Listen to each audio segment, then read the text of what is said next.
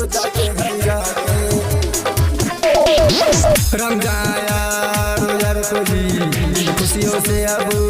झोली बरोजी छोड़ो ना काम का बहाना करके मुँह क्या दिखाओगे खुदा के घर जाके रमजान यार को जी खुशियों से अब झोली बरोजी छोड़ो ना काम का बहाना करके मुँह क्या दिखाओगे खुदा के घर जाके मुँह क्या दिखाओगे खुदा के घर जाके डीजे ओम प्रकाश रमजान के रोजा सुनो फर्ज है सुनो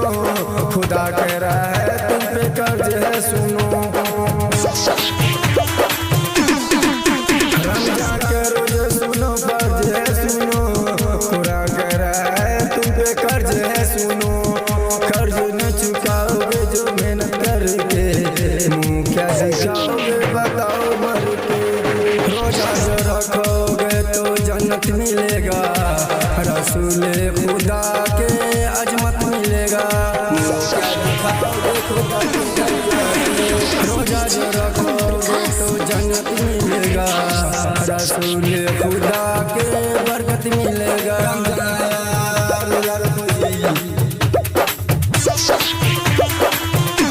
रोजा न रखोगे तो जहन्नम मिलेगा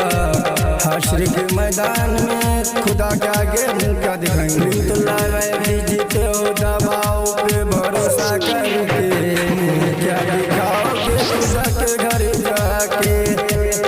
मुँह क्या दिखाओगे खुदा के घर जाके खुदा के घर जाके रमजान यार को जी खुशियों से अब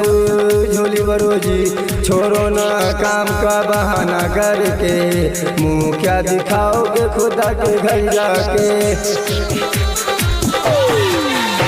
रमजान यार को जी खुशियों से अब झोली बरोजी छोड़ो ना काम का बहाना करके मुँह क्या दिखाओगे खुदा के घर जाके रमजान यार को जी खुशियों से अब झोली बरोजी छोड़ो ना काम का बहाना करके मुँह क्या दिखाओगे खुदा के घर जाके मुँह क्या दिखाओगे खुदा के घर जाके डीजे ओम प्रकाश रमजान के रोजा सुनो फर्ज है सुनो खुदा कह रहा है तुम पे कर्ज है सुनो रमजान के रोजे सुनो फर्ज है सुनो खुदा कह रहा है तुम पे कर्ज है सुनो कर्ज न चुकाओगे जो मेहनत करके मुँह क्या दिखाओगे बताओ मर के कर्ज न चुकाओगे जो मेहनत करके मुँह क्या दिखाओगे बताओ मर के मुँह क्या दिखाओगे खुदा के घर जाके डीजे ओम प्रकाश कर्ज जो चुकाओगे जो मेहनत करके मुँह क्या दिखाओगे बताओ मर के कर्ज न चुकाओगे जो मेहनत करके मुँह क्या दिखाओगे बताओ मर के